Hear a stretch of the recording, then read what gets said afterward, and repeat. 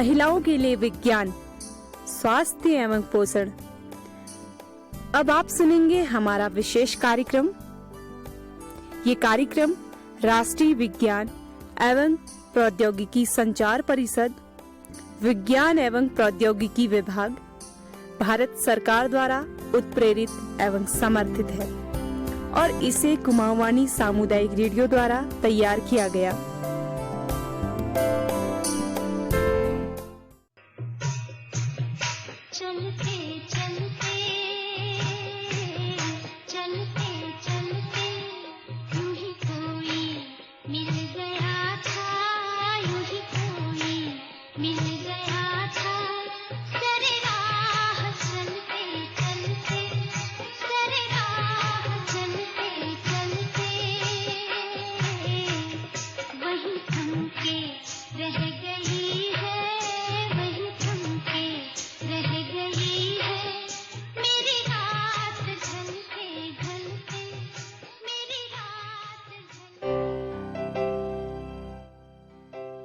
नमस्कार श्रोताओं, स्वागत करती हूँ आप सभी का रेडियो कुमाऊँवानी में।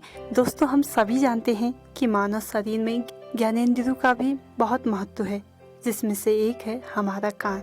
यदि हम मानव शरीर में कान की कल्पना ही ना करें तो, या यदि यह काम न करें तो यह दुनिया के लिए वीरान हो जाए। तो मानव शरीर की कल्पना ही नहीं की जा सकती। और कितना कुछ सुनते हैं हमारे कान, लेकिन क्या कभी हमने इन कानों की सुनी? नहीं ना। तो क्यों ना आज इस विषय पर बात करते हैं।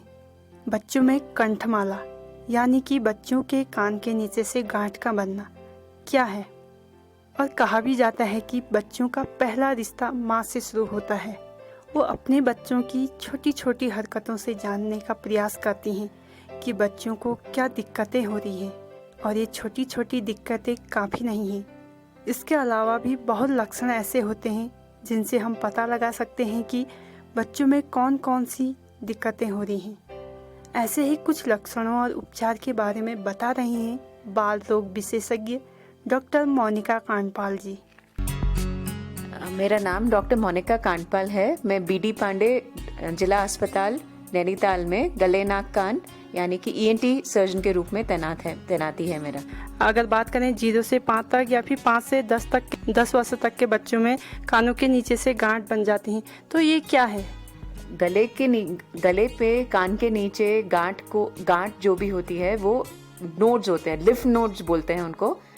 और ये कोई भी गले नाक कान के या हमारी स्किन जो चमड़ी के कोई भी इन्फेक्शन या हमारे सर पे कोई इन्फेक्शन हो उसकी एक लक्षण होते हैं।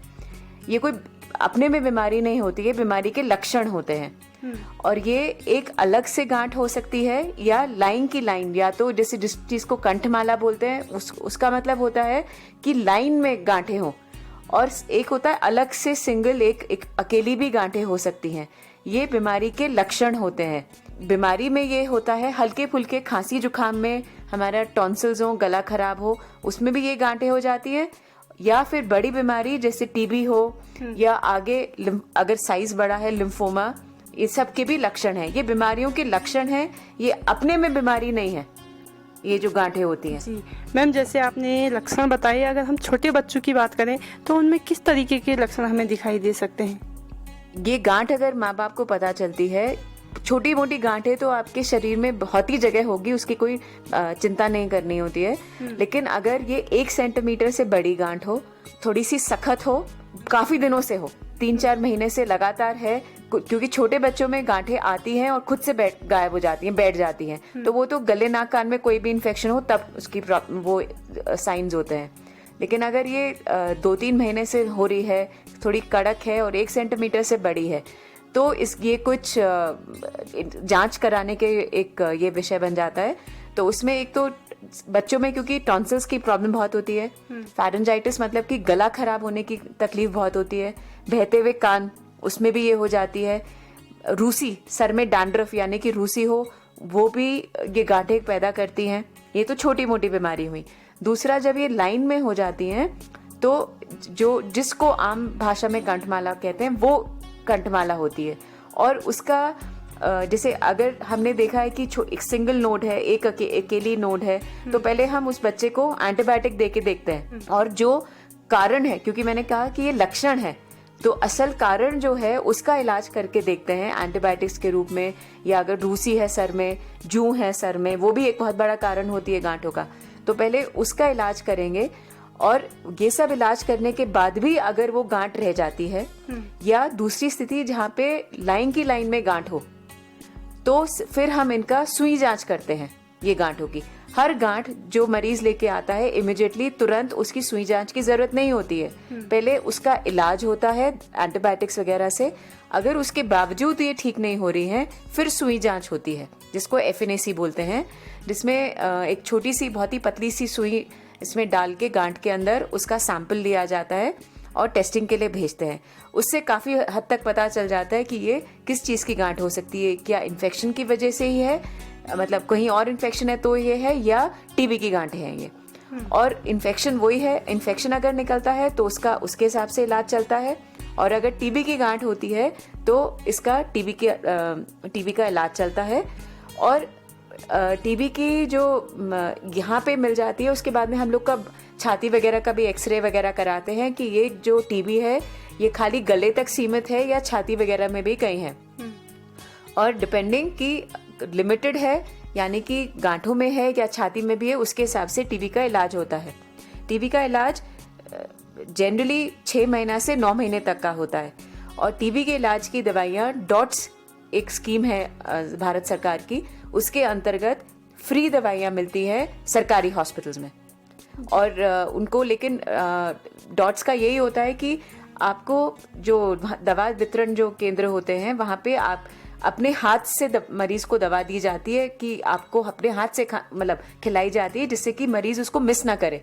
TB का इलाज का प्रॉब्लम यही हो जाता है कि मरीज उसको लगातार नहीं लेता है, छोड़ देता है बीच में, तो उसका TB तो जो है वो तो खत्म हुआ ही नहीं, दूसरा जो दवाई है वो भी असर करना बंद कर देती है। इसी से मल्टीपल रेसिस्टेंट ट्यूबरकुलोसिस आ जाता है, मतलब कि जो दवाइयाँ जिसपे बेअसर हो रही है। तो इसलिए ये डॉट्स का प्रोग्राम चलाया गया कि मरीज को आप अपनी सुपरविजन में दवाइयाँ दो, और फिर उसका कार्ड पूरा बनता है। और मैं फिर बोलना चाहूँगी कि TB का इलाज सरकारी अस्पतालों में फ्री है। TB की दवाइयाँ खरीद के नहीं खानी होती हैं। ये भारत सरकार का बहुत ही एक मेजर प्रोग्राम है, फ्री दवाइयों का वितरण, जिससे कि मरीज इलाज एक तो कराए और रेगुलरली मॉनिटर्ड इलाज कराए। जी मैम, जैसे आपने कहा कि छोटे बच्चों में टॉन्सिल भी एक बहुत बड़ा कारण है, तो हम कैसे पता लगाएं कि गांठ है तो टॉन्सिल ही है या फिर अन्य चीज़ें? नहीं, वही मैंने बोला ना कि अगर आपको गांठें दिख रही हैं तो थोड़ा सा, एक तो वही टॉन्सिल में भी ये बात है कि अगर हम मरीज को बोल दें कि आप घर में ही पता करो, तो लोग डर जाते हैं। लाल रंग के बड़े टॉन्सिल देखे तो वो डर जाते हैं। हर गले में जो टॉन्सिल दिख रहा है वो कोई पका हुआ नहीं है। कुछ लोग, बच्चों के टॉन्सिल के साइज भी बड़े होते हैं, लेकिन वो कुछ प्रॉब्लम नहीं करते हैं। टॉन्सिल की प्रॉब्लम तब होती है जब बच्चों को बार बार गला खराब हो रहा है, खूब बुखार चढ़ रहे हैं, खूब दर्द है, बच्चा थूक नहीं निगल पा रहा है, खाना नहीं खा पा रहा है, तो उसमें मैं ये कहूंगी कि आप उसको हॉस्पिटल लेके आओ। कि एक बार आपका बच्चे का पता चल जाए कि इस बच्चे को बार बार टॉन्सिल्स हो रहे हैं या नहीं हो रहे, खाली घर में मुंह के अंदर टॉर्च डाल के बच्चे का देख लिया कि बड़ा टॉन्सिल है, बस उसी में माँ बाप डर जाते हैं कि मेरे बच्चे को टॉन्सिल है। और गले की हर बीमारी टॉन्सिल नहीं होती है, गले में और बहुत सारी चीजें होती है जो उसी इलाके में है। तो बस वो गलत डायग्नोसिस जो माँ बाप खुद बना लेते हैं, तो उससे वो बच्चे का खाना पीना बंद कर देते हैं कि नहीं इसको टॉन्सिल है, ठंडा नहीं देना, गर्म नहीं देना, ये नहीं खाओ, वो नहीं खाओ। इससे अच्छा तो आप एक बार आके हॉस्पिटल उसका डायग्नोज करवा लो कि मेरे बच्चे को एग्जैक्टली हो क्या रहा है।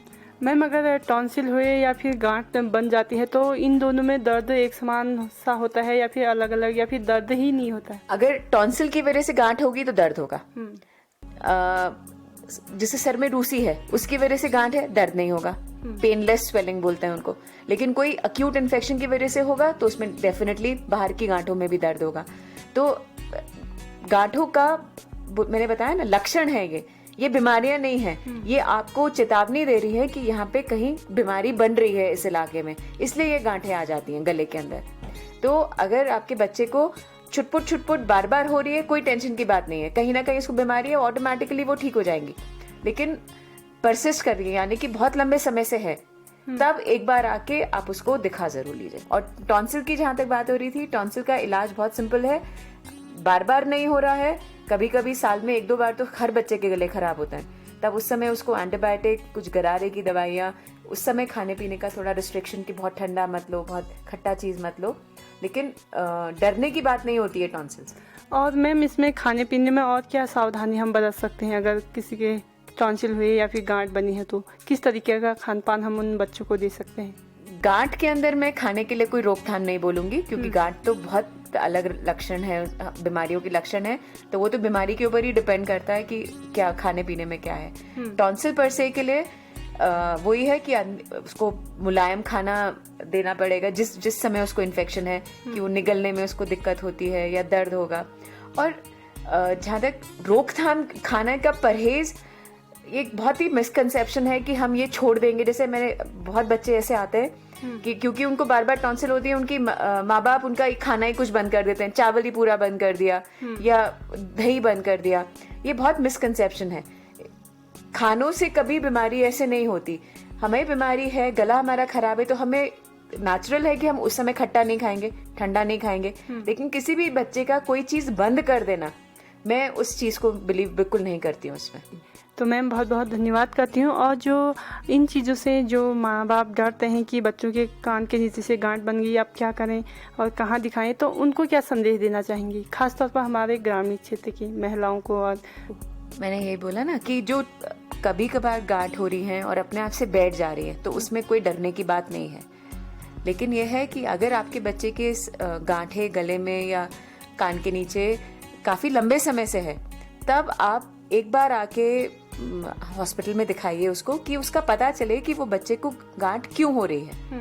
वो गांठ एक चेतावनी है कि कहीं कुछ प्रॉब्लम है, तो आप आके दिखाइए, लेकिन उससे डरिए मत।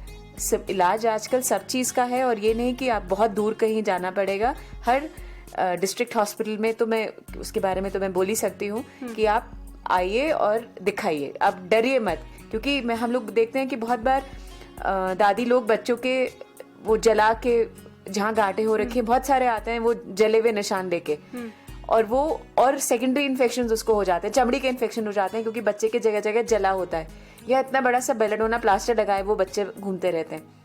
हर चीज का वो नहीं होता है। आप हॉस्पिटल आइए और एक बार दिखा जरूर लीजिए, बार बार आने की भी जरूरत नहीं पड़ेगी इसके अंदर। तो दोस्तों, उम्मीद करती हूँ कि आपको कान से संबंधित जानकारी अच्छी लगी होगी। तो ऐसे ही रखिए अपना व अपने शिशु का ध्यान। फिर से हाजिर होंगी एक नए विषय के साथ में इस कार्यक्रम में। तब तक के लिए दीजिए इजाजत। नमस्कार।